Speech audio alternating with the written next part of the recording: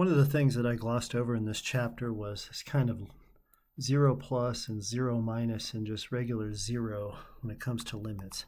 What this refers to is a left and right side. I'm not even going to make an explainer video because it's so basic. But if I have a graph and maybe the graph isn't continuous, maybe the graph goes like this.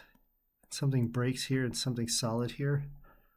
Well, if I'm looking at the limit where x is this value, it can be any value, so let's just say x equals a, any number.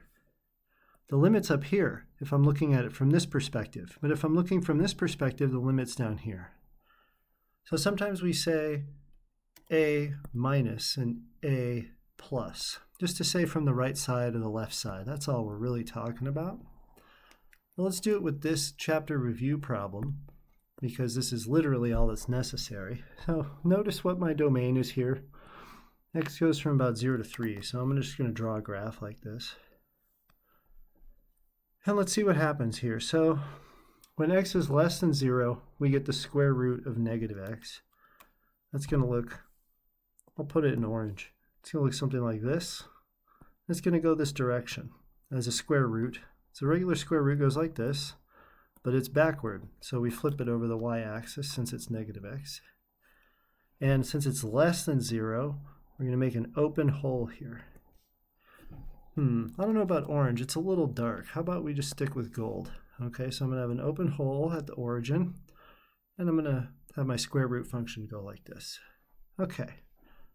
The next part of this function is from 0 to 3. See this equal sign here? So that'll be a closed hole. At 3, 1, 2, 3, minus x. So that's a slope of negative 1. So 1, 2, 3 goes like this. And then that's an open hole there. And the next one is x minus 3 squared.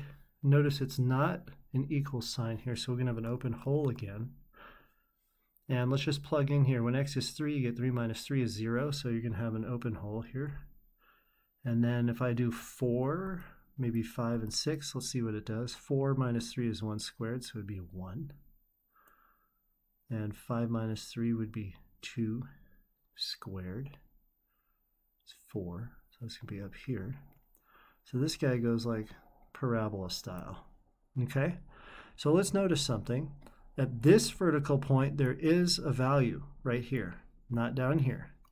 There is a closed hole, but at this point there's not. Even though both functions come here, neither of them actually equal x being 3. So we'll see if that matters, but okay.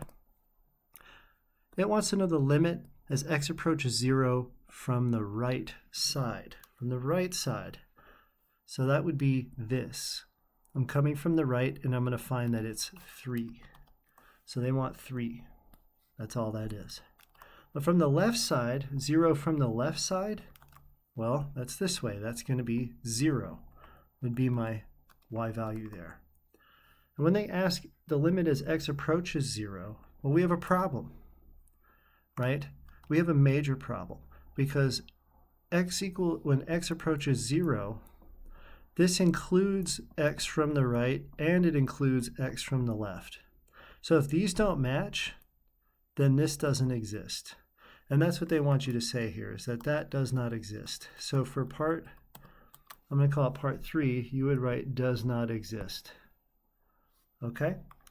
Hopefully that makes some sense. Even though there's a value here and a value here, it doesn't really matter. They have to match. And now for parts 4, 5, and 6. X approaches not negative 3. This is approaches 3 from the left. So it approaches 3 from the left. That's this. The y value that we're going to approach is 0. Okay, now for part 5, it approaches 3 from the right. Well, that also approaches 0. And since this approaches 0 and this approaches 0, we can say that the limit as x approaches 3 is 0. Okay, that limit does exist, even though the functions kind of look different because you have one going this way and then you have a thing like this. It still exists as a limit, even though no value is here. There's an open hole because limits are not about where x is actually 3. Limits are about what it's approaching as you get infinitely close to 3. And I can do 2.9999999 and still count it as approaching 3. So that will work for us. But where you might be thinking about that there's a problem is here at part B. Where is it discontinuous? Well, it's discontinuous here. Even though there's a value here, the function jumps, and that's not allowed. That's a discontinuity in terms of a differentiable function, and it's discontinuous here. So even though the limit is approached and the limit exists from both directions, so we can say, yes, there's a limit, it's still discontinuous. There's an open hole here because there's no equals under one of these domain members here. That's this question. Let's look at another one that's like it and see what the same idea is here. I haven't even looked at this yet, so we're going to do it together. My domain goes from about 4 to 0, so do something like 4, 3, 2, 1, 0. And we'll make this an axis. We'll see what happens. So let's plug in 0 for x to the first one and just see what we get is 0, right? 0 minus 0. So put a 0 here. And it's a closed hole because less than or equal to. And when it goes to 1, that would be 2 minus 1. So that's a 1. Say that's a 1 there. And then when x is 2, that would be 4 minus 4 is 0. So this parabola goes like this. All these are closed holes at the edges because we have less than or equal to again. Next one is a -1 slope with a y-intercept of 2. So if it was to start here, it would go like this. But we're not starting there, right? We start when x is 2 with an open hole, and then it is going to go down with a slope of 1 like this until x is 3, which is just right here. I'll say this is -1 here. And is it going to be a closed dot? It is a closed dot because less than or equal to 3. So it includes 3 as x. And the last one here is a +1 slope starting with x is 3. So if x is 3, we get -1. Oh, excuse me. That was rude. But it's an open hole. And then we're going to move up by our slope amount each time. So something like that. This is also an open hole. Don't miss that. Okay, where are we at? Now, if x is greater than 4, we get pi. So pi, I'm going to cheat and just put 3.14 right here. You know, pi. Come out to 3. I'm just making room on here. Maybe I can zoom it correctly so it's not as pathetic. Let's just do that real fast. Come up just a little bit more. Here's pi. We will put it in and start here with a closed hole, and then it's just going to stay as pi forever. So they want to know for each of the numbers 2, 3, and 4, discover where G is whether G is continuous from the left, right, or continuous at the number. Now, continuity is preserved here because we have one value at each one, and the other one connects with an open value, which means there aren't two functions arguing over the value at any specific point.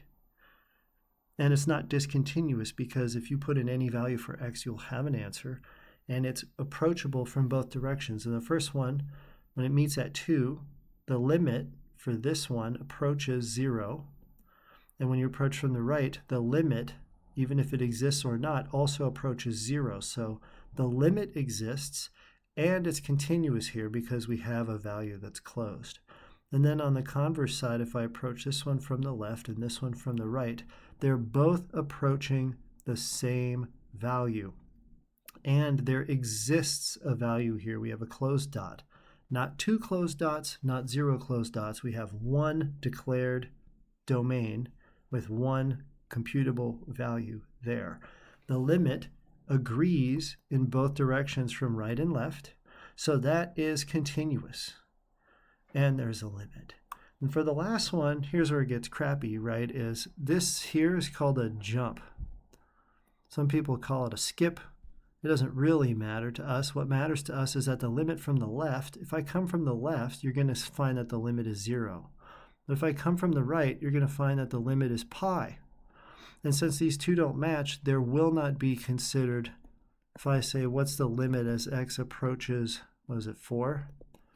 You would say does not exist. But is it continuous? Well, yeah, in a way it is, right? Because you see this closed dot and you see this open dot. But because it leaps, there's not going to be a limit. And some people call this a skip discontinuity. So depending on who you are, if you're me and most modern math people, you're going to call this discontinuous here. If your teacher says it's continuous, go with that. But this is supposed to be discontinuous. And then the last part says sketch the graph of G. Well, you should be doing that first. That should always be part A. Don't ever wait to draw the picture. The picture tells the secrets. So let me know what you think about this particular lecture style for our chapter review. And when I go into chapter 3 and we start doing more explicit work, I'll continue with that method if it's working for you.